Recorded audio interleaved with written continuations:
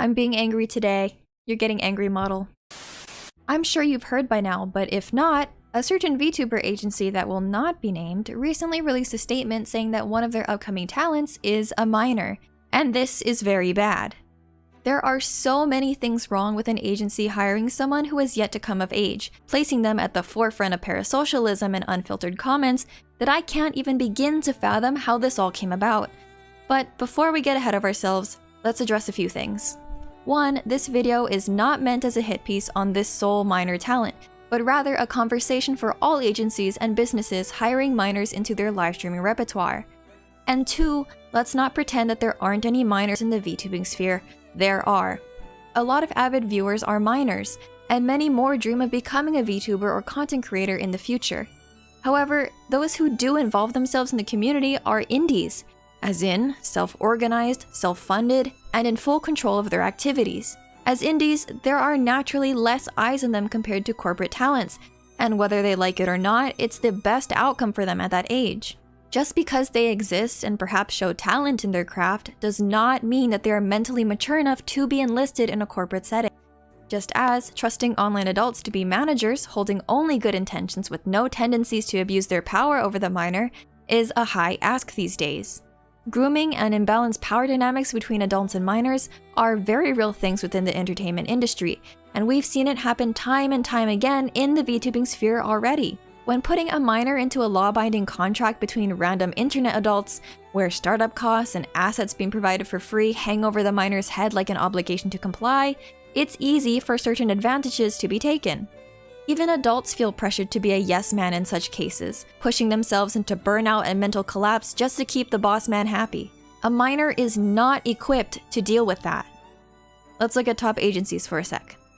VTuber agencies have long had the standard of 18 years or older for applicants auditioning for their new waves.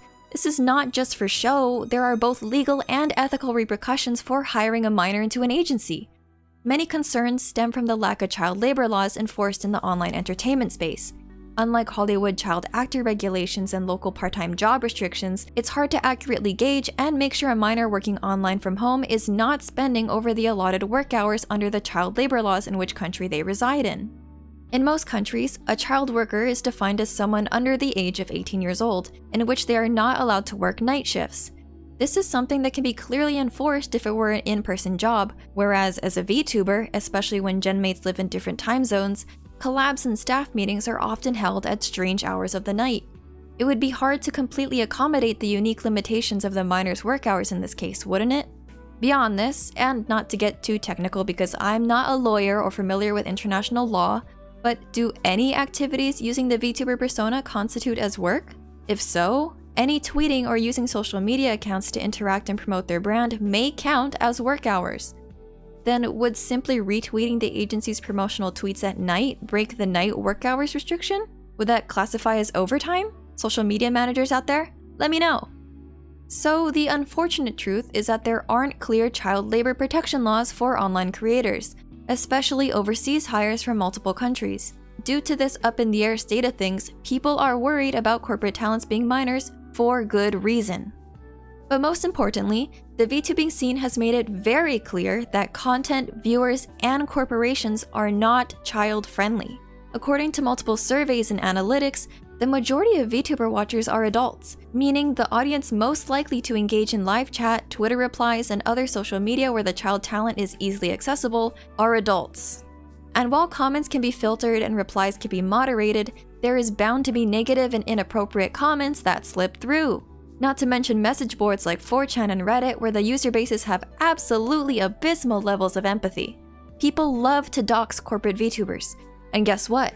They potentially dox that agency's talent's past life within 2 hours of the agency revealing that she was a minor. Let that sink in. In what world is allowing a minor to participate in this lawless and majority mature scene a good idea when agency talents are usually pushed to the forefront of VTubing? You can try to put restrictions, you can try to tell fans not to lewd them in fanworks, but you can't 100% guarantee their safety. As the adults responsible for them, Knowing that the VTuber fan community is largely male, largely adults, and people who grew up with internet anonymity, you should know that putting a minor up front in a livestream setting where anything can be turned into exploitable material is not, and will never be, a good decision for their mental well-being. Hell, I'm a nobody, and I get harassed all the time in my comment section and on Twitter for things beyond my control. They don't like my voice, they don't like my model, they don't like my gender identity, they took one thing I said in a video completely out of context and rewrote my intentions. People are ruthless in what they type, and it does hurt to read even at 23. I can't imagine how comments like these all the time would shape my low self-esteem past self. Now, okay, I don't want to assert that minors don't have any space within content creation or VTubing. There are always creators popping up like Tommy Innit and Rambo who prove that age doesn't affect quality and creativity. But using Tommy Innit and the Dream SMP as an example, just a quick search shows the massive amount of not safe for work art, fanfics, and porn accounts dedicated to them during the years when they were minors. There are also countless clips of them responding to hate and sexually charged comments within their livestream chats.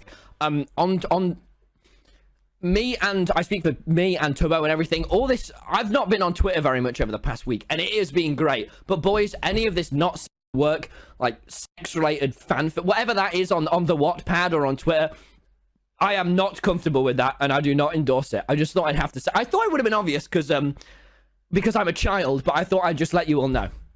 And that's something that will never go away because it's the internet. They play a children's game for a living.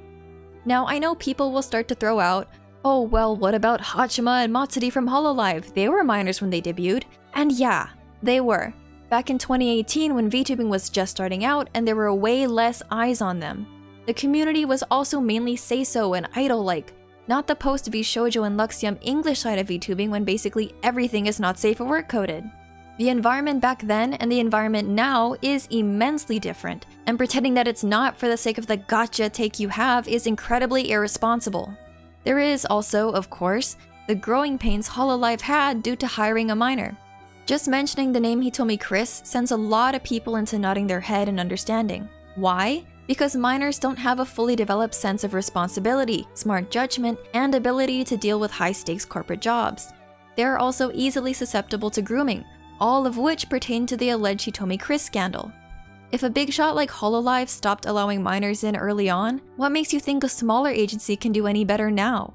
The VTubing medium, while it protects a minor's immediate identity from being criticized and displayed to the masses, has its own set of cons. Again, being in an uncensored live setting that relies heavily on parasocialism. Fully censoring everything inappropriate for a minor talent's comfort is just not realistic. Along with that, putting them in a wave with adults would clearly lead to forced interactions for fan service and would disregard the adult wave make's willingness or not in interacting with a minor when their own content may not be suitable for children. The internet is not good at critical thinking, and the pedo label is thrown about with as much ease as a passing thought. A lot of people would be inevitably affected by a minor's presence within an agency. It's just not worth it. So as an open letter to any agency staff who may be watching this video, think for a second before accepting someone under the age of 18 into your roster. What the hell, man?